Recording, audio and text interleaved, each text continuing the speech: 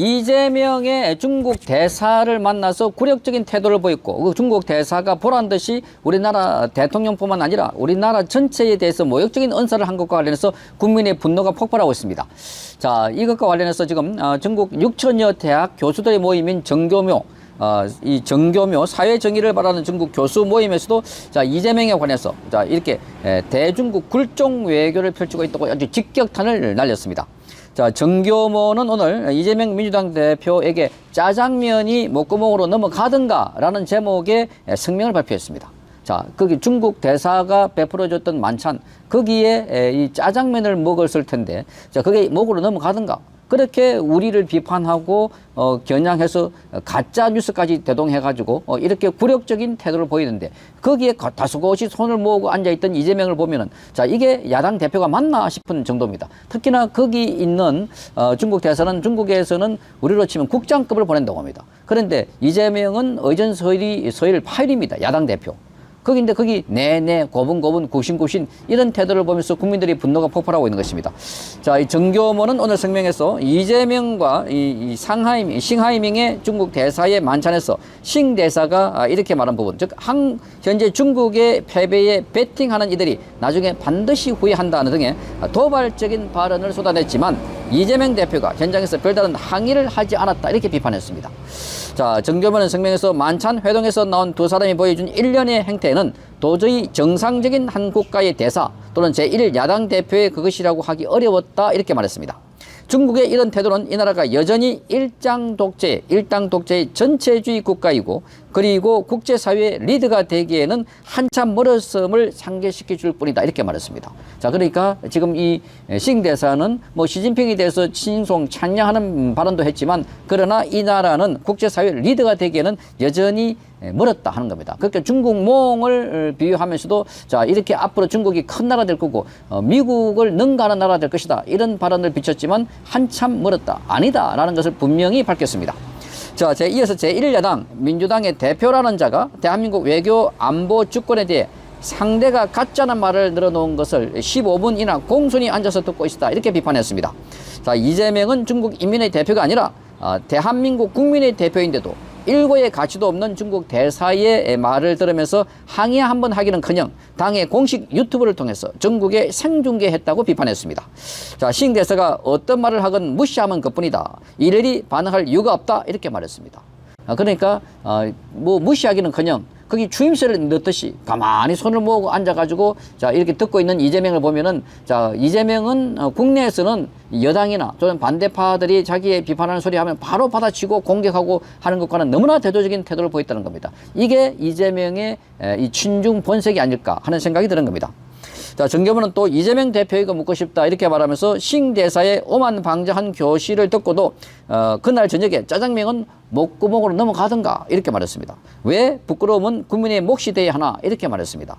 자, 이 이재명은 원래 여기 가서 중국 대사와 함께 후쿠시마 오염수 관련해서 공동 대응책을 논의한다 그랬는데 자, 거기는 이 싱 대사가 뭐 후쿠시마 오염수 관련된 발언도 적게 했을 뿐만 아니라 거기에 중국에서 55개나 되는 이 원전을 통해서 나오는 삼중 오염수가 우리나라 중국 그러니까 일본 후쿠시마 오염수보다 더 심하다 50배나 더 심하다 하는 통계 자료가 나왔습니다. 거기에 대해서 이런 방구도 하지 못했습니다. 그러니까 중국에 대해서 문재인도 그렇고 이재명도 그렇고 그저 앞에 쓰면 작아지는 그러니까 이게 철저하게 사대주의 본색에 찌들어 있는 상황이 아닌가 이렇게 보는 겁니다. 자, 이것을 놓고 지금 어느 언론과 그리고 SNS상에서 이재명과 중국 대사를 비판한 글이 쇄도하고 있습니다.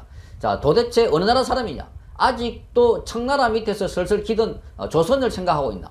자, 원세계나 그러니까 이 중국 대사 싱 대사가 원세계 위안스카이가 한국에 들어와가지고 이렇게 휘젓고 다녔던 그런 상황을 연상케 하고 과거에 삼전도 구력 때 머리를 309 고도로 해가지고 3번 절하고 머리를 9번 조아리던 항복을 했던 청나라의 홍타이지에게 항복을 했던 인조 상황을 떠돌리는 그 글도 많습니다. 자, SNS상에서 곳곳에서 이 이재명을 비판하는 글들이 쏟아져 나오고 있는데 제가 본 SNS 글 중에 한 글을 여러분께 소개를 해드리겠습니다. 이 파인힐이라고 하는 필명으로 쓴 글입니다.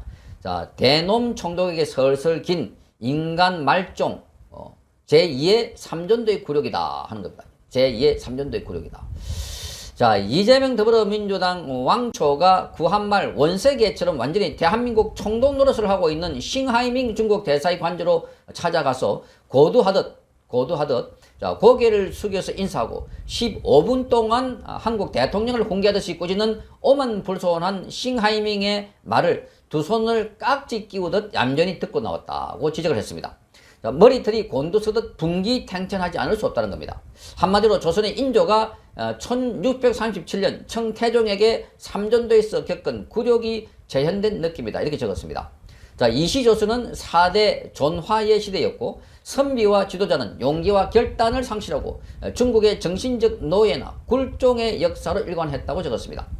자, 전국에는 제국주의 일본에게 주권을 잃고 식민지의 삶을 살게 되었는데 근세에 와서 서대문에 독립문을 세우고 중국의 예속에서 정신적으로 탈피하겠다는 지도자의 자각이 있은 후에 이 나라 국민은 진정한 나라의 주인이라는 인식을 갖게 됐다. 이는 민족의 번영을 이루는 정신적 바탕이었다. 이렇게 지적을 했습니다. 자, 근세사에서 굴종의 역사를 타파하고 국민에게 주인의식과 자신감을 심어준 지도자는 바로 박정희 대통령이라고 다시 설파했습니다. 실사구시의 정신과 현장 중심적인 군인 특유의 감각으로 무장한 박정희 대통령은 뛰어난 역사의식의 소유자이기 때문이다. 그는 일본이야말로 6.25를 제대로 배운 국민이라는 말도 했다고 말했습니다. 단재 신채호의 한국과 일본의 유학에 대해서 쓴 글을 소개하면 다음과 같다고 말하고 있습니다. 자, 일본의 유학자가 한 번은 유생들이 공부하는 도중에 만약에 공자와 맹자가 10만 대군을 이끌고 일본을 침범해 오면 어떻게 대응해야 할지 제자들에게 질문했다고 합니다.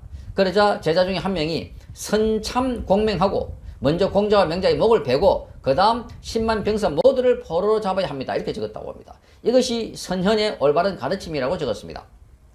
자, 단재 신초호는 만약에 공자와 맹장이 10만 대군을 이끌고 한국에 온다면 한국의 부유 썩은 유생들은 당황하고 경악해서 부복하면서 자, 어찌해서 성령께서 이러한 누지까지 왕림하심이 이토록 늦사옵니까? 라고 하면서 땅 위를 기어 다닐 것이다 라고 말했습니다.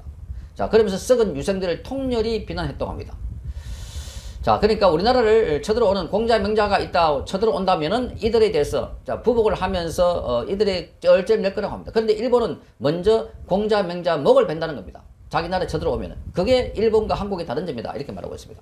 아마 시진핑이 서울을 방문하면 자, 이재명 같은 자들은 초감격해서 땅을 설설 기면서 어찌하여 대국의 황제께서 누지의 왕림하심이 이토록 늦사옵니까? 라고 외치면서 닭똥 같은 눈물을 철철 흘릴 것이다. 이렇게 파인힐이라는 분은 적고 있습니다.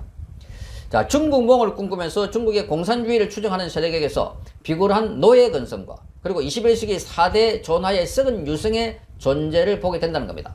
그러나 이들은 그나마 윤리적으로는 양방의 철통을 지켰던 존재이기도 하다. 이렇게 말했습니다.